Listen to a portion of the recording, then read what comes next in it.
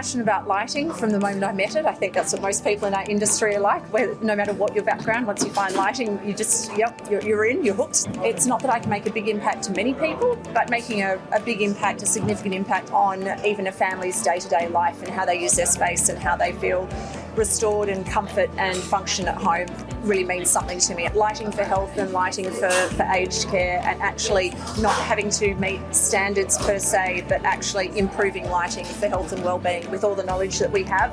It kills me that it is all just budget driven at the end and no one actually cares about the outcome of these places that should be helping and healing people.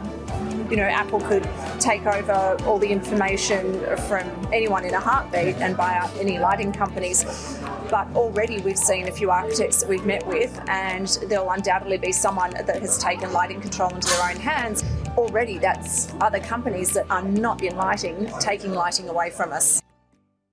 Welcome or welcome back to the Virtual Lighting Design Community, a global virtual network to empower, inspire, educate and connect the lighting design community, bringing together all our peers from lighting professionals, experts, academics and individuals with an interest in lighting.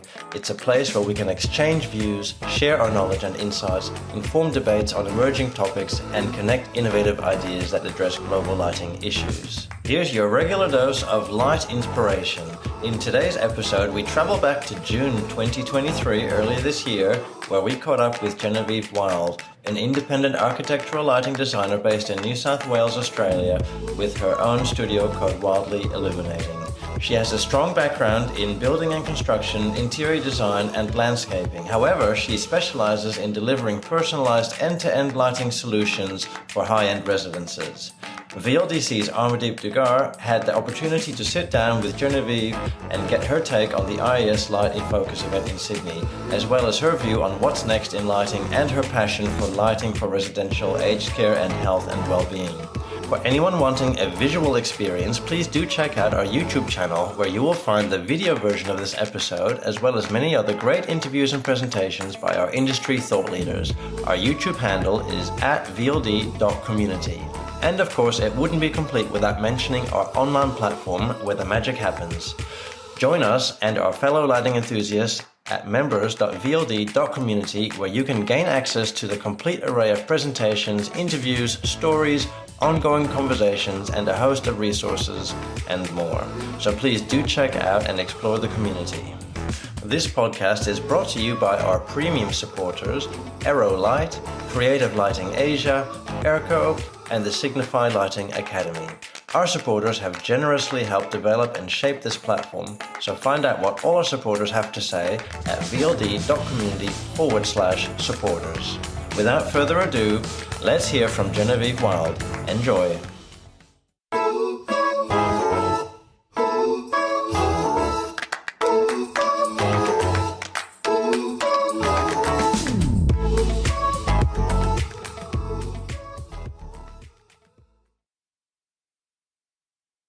This is great to be here down under in the Southern Hemisphere.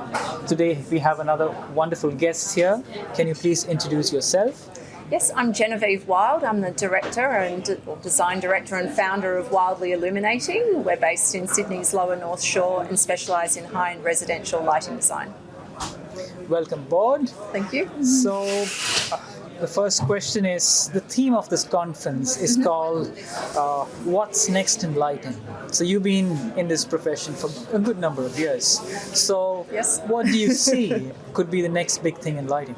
Well, I think it's really interesting. After listening to your talk, it was the first time I'd heard everything not being just human-centric, but about every living creature, which I think is how it should be. I think that was fantastic. And the other one I really picked up this morning was on, again, that human-centric theme that we've been seeing for the last couple of years, but pushed out into not just circadian rhythm-based, but also just being able to simplify that and really monitor blue saturation and when and how we integrate that blue light into our days, and making it just so much simpler to apply. So it's actually user-friendly and then end result successful. It's fantastic. So that was that's something which is good, right? In nature, if everything is in its right appropriate quantities, it's never bad. Yeah. So blue light isn't actually that bad. No, the way and I people realise saw that, but it's great. Yeah, great to see the saturation and the time, the placement of it. So really I good. know, it's good. Yeah. So now that we talked about the conference and the topics, you've listened to so many other discussion points here, and you've also mentioned there are certain things which stood out to you, like some of the sessions. Yes. So, I mean, we had 2 days of really intense sessions. So, apart from those, any other thing that kind of stood out for you from this? Yeah, I did find it interesting. I guess because we're not on a commercial scale, so we don't see so much of the whole building control systems and data collection, but it was really interesting because we actually use Kasambi Bluetooth controls on about 80% of our projects. And so I hadn't thought about that next level of data collection and whether it poses, security risks or data breaches or just information that's, you're being taken and used, however it is. So that was really interesting to see what's coming. So data is going to be the next big thing, isn't yes, it? Yeah, it really does look like that. Yes, absolutely. And it was interesting too when they brought up things like, Apple could take over all the information from anyone in a heartbeat and buy out any lighting companies.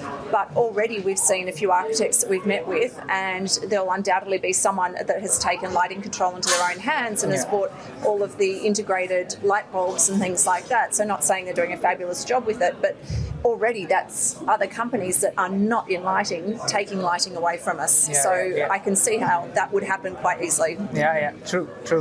So talking about data and all this virtual world, we are the virtual lighting design community. Have you heard of the virtual lighting design No, I community? have not. Okay, so this is something which originated during the pandemic. Obviously, we're all locked down, and so me along with a couple of other lighting designers founded this community. Thought it'll be good to have an interactive base where we could all communicate. So physical conferences are great. It really enables us to meet new people, interact, have a physical interaction. But what do you think about this virtual community of being able to connect virtually? I think that's fantastic. It just opens us up to a broader market and more cross-section of ideas and people, and I think that's great. It's something which complements Absolutely. These conferences, and I think this is something which will go forward. Yeah, that's a good idea. Great, good to hear. And last 2 questions here. First is, what is it that enables you to get out of bed every day and do what you do? You're probably passionate about something. Yes, passionate about lighting from the moment I met it. I think that's what most people in our industry are like, where no matter what your background, once you find lighting, you just, you're in, you're hooked. So from my perspective, being residential, it's not that I can make a big impact to many people, but making a big impact, a significant impact on even a family's day-to-day life and how they use their space and how they feel restored and comfort and function at home really means something to me. I would be very interested also in bringing that to a broader community. I find lighting for health and well-being and for aged care really interesting, but every time I've tried to break into that, it's really hard, and I think that might be coming up as another point there. Yeah, but isn't this all about, because happy families make happy communities, don't Absolutely. they? So you are making a lot of difference by designing better homes for better families. Yeah, as someone once said when they were, I remember an interior designer once commenting that someone said to her that, she was just fluffing cushions and picking pretty colours, and then her husband actually pointed out to her that she's looking after a doctor, and if the doctor gets a good night's sleep and then he's back in surgery tomorrow and he feels lovely and restored at his home, well, that's priceless. Yeah, absolutely. So one final question. Change is happening everywhere. So if you could change something about the lighting industry, the lighting community, what would that be? So that would be going into health, lighting for health and lighting for aged care, and actually not having to meet standards per se, but actually improving lighting for health and well-being. With all the knowledge that we have, it kills me that it is all just budget driven at the end and no one actually cares about the outcome of these places that should be helping and healing people. Thank you. Thank you so much. It was great to have you on board. Thank you. And hope to see you a little bit more. Fantastic. Look forward to being online. Yes. Thank you.